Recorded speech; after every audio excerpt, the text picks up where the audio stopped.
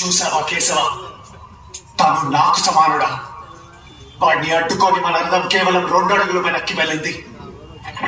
నా అస్త్రానికి తన రథం 10 అడుగులు వెనక్కి వెళ్ళింది.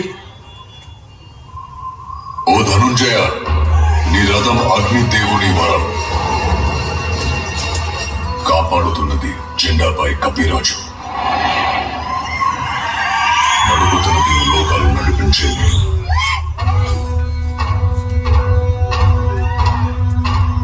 ఆయన 2 అడుగులు వెనక్కి తోసాడంటే ఆలోచించు అర్జున.